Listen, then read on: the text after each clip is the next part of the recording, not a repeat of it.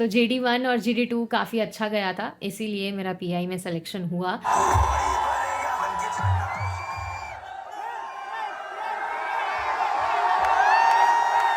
Hello, हाय, नमस्कार, सत श्री अकाल, आदाब। मेरा नाम मुस्कान कटोच है और स्वागत है आपका आज की इस नई वीडियो में।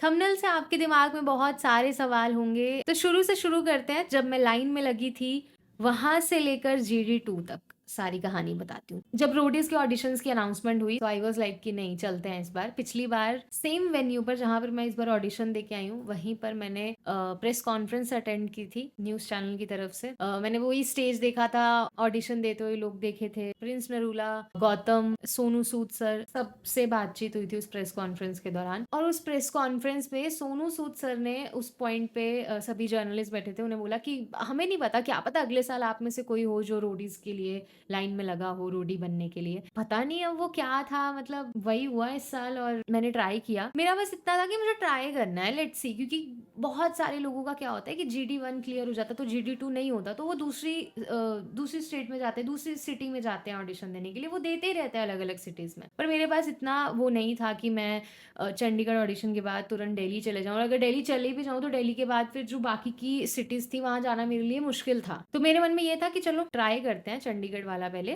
फिर देखते हैं। तो यस, फिर GD1 बहुत कॉन्फिडेंस से दिया। काफ़ी सारे उनके सवाल ऐसे होते हैं जो आप मतलब ब्लैंक कर देते हैं वो। तो मैंने एक्सपीरियंस किया कि किस तरीके से वहाँ पर कॉन्फिडेंस ही सबसे बड़ी गेम है GD1 और GD2 में। क्योंकि बहुत सारे लोग मैंने देखे जो कि GD1 से पहले बहुत ज़्यादा कॉन्फिडेंट दिख रहे थे, लेकिन जैसे ही वो सवालों की बरसात शुरू होती है तो लोगों का कॉन्फिडेंस गिर जाता है, पचका हो जाता है। हाँ, मैं ये कह सकती हूँ कि मुझे GD1 से ज़्यादा GD2 में डर लगा, क्योंकि GD2 में ऐसा हो रहा था कि अगर उन्हें किसी के चेहरे पे कॉन्फिडेंस नहीं दिख रहा है, अगर वो इंटरेस्टेड नहीं है, तो वो आपको हेलो हाय आपके नाम के बाद ही चुप करवा देते हैं। सो आई वाज लाइक कि नहीं ब्रो, ऐसा नहीं होना चाहिए। एटलीस्ट मैं सब चीज़ें बोल पाऊँ, मैं सब चीज़ें उन्हें बता पाऊँ। मुझे वो नहीं चाहिए कि मुझे वो चुप करा दें कि नहीं ठीक है, थैंक यू सो मच, फिर अगले कंटेस्टेंट के और बढ़ जाएँ वो। सो GD2 में भी मैंने अच्छे से जितना मेरे से हो पाया, मैंने अपने आप को प्रेज़ेंट किया, अपने टैलेंट के बारे में बताया। मैंने एक्टिंग, वॉइस आर्टिस्ट वाली अपनी चीज़ और एंकरिंग के बारे में ही बताया। डांस मैंने नहीं ज़्यादा, मैंने as a hobby he I think मैंने वहाँ पे शो किया होगा। तो यस, सुबह मैं 8:30 बजे लाइन पे लगी थी और मेरा नंबर आई थिंक 3-4 बजे आया था। हाँ, और फिर GD1 की बात है ये। और फिर उसके बाद मतलब ऐसा होता है कि GD1 जब हो जाता है तो सेम डे ही, मतलब रात के 12 बजे तक कभी भी आपको कॉल आ गया GD2 के लिए, जो कि अगले ही दिन होगा, तो आ गया, नहीं आया तो मतलब नहीं हुआ। तो 12 बज गए थे, 12:30 हो गए। आई वाज़ लाइक कि नहीं आ रहा, नहीं आ रहा। 12:30 बजे कॉल आया अननोन नंबर से, और सैवेज बात ये हुई कि उसने मेरे को फ़ोन करके बोला कि मेरी बात मुस्कान, उसने कटोच गलत बोला, और मैंने हेलो करने के बजाय उसको सबसे पहली बात क्या बोली कि मुस्कान कटोच। मैं उसको करेक्ट कर रही हूँ कि भाई नाम सही बोलो। तो मुझे उस बात में बड़ी हँसी आती है कि यार हेलो हाय तो बोलो, तुम्हें इस बात की खुशी होनी चाहिए कि तुम्हें कॉल आ गया, तुम मुझे भी करेक्ट करोगे। नहीं, नहीं, नाम सही बोलो, नाम सही बोलो, मुस्कान कटोच।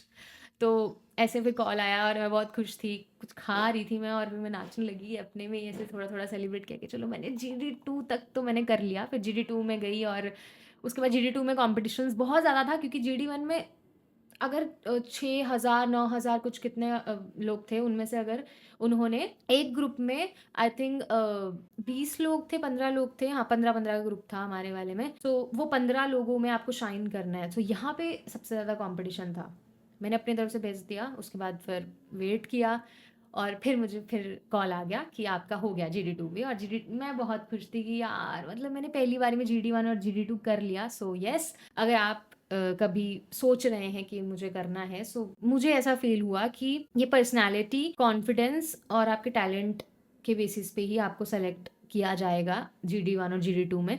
सो यस, मेरा परसेप्शन यही था कि वहाँ पे यही चीज़ें चाहिए, क्योंकि वहाँ पे बहुत सारे ऐसे लोग देखे मैंने जिनके अंदर ना इतनी ज़्यादा स्ट्रेंथ थी, इतनी ज़्यादा स्ट्रेंथ कि पूछो ही मत। और मेरा जो वीक पॉइंट था वो ये था स्ट्रेंथ, क्योंकि मैं 2024 में भले ही बहुत अच्छे हमने ये सोशल मीडिया ग्रोथ देखी है, सब चीज़ें करी हैं, बट मेरी हेल्थ वाइज़ 2024 बहुत बेकार साल था मेरा। और मैं इतनी मतलब मैं वैसे भी इतनी कोई कभी जिम वगैरह कभी मैंने नहीं, मतलब योगा करती हूँ मैं, बट मैं इतनी कोई बॉडी बिल्डर नहीं हूँ कि जैसे रोडीज में आपने देखे हैं लोग की अलग लेवल की फिटनेस होती है। सो मुझे जो सबसे ज़्यादा डर था वो उसी चीज़ पे था बट GD1 और GD2 हुआ, तो आई वाज़ लाइक कि नहीं यार, इनका परसेप्शन प्रोडक्शन का कुछ और है, उनको एंटरटेनिंग पर्सनैलिटीज़ भी चाहिए। सो मैं उसी माइंडसेट के साथ गई थी कि मैं एक एंटरटेनिंग पर्सनैलिटी हूँ और उसी बेसिस पे मैं PI भी देने वाली हूँ। 11 जनवरी से शो शुरू हो रहा है, ऑडिशंस के जितना भी राउंड्स होंगे वो दिखाएँगे। आई डोंट नो टीवी पे कितना दिखाते हैं, कितना नहीं दिखाते, क्योंकि वो उतना ही दिखाएँगे जितना उन्हें रिक्वायरमेंट होगी। वो मुझे पता है कि उसको वो बहुत प्रिसाइज़ तरीके से ही दिखाया जाएगा, तो मुझे उससे कोई वो प्रॉब्लम नहीं है। बट मुझे ये नहीं पता कि अब उसको कितना पॉज़िटिवली दिखाने वाले हैं वो, या फिर कितना फ़न एलिमेंट दिखाने वाले हैं। सो देखते हैं। सो 11 जनवरी से रोडीज़ शुरू हो रहा है और इस साल के सीज़न में बहुत ज़्यादा मसाला होने वाला है। सो यस, जैसे ही मेरा ऑडिशन आ जाएगा तब मैं पार्ट 2 बनाऊँगी और आपको सब चीज़ें बताऊँगी PI के बारे में। अभी के लिए मुझे इतनी इन्फॉर्मेशन देनी थी, तो मुझे लगा कि शायद मुझे पहले आके ये शेयर करना चाहिए। यस, आज की वीडियो के लिए बस इतना ही। Thank you.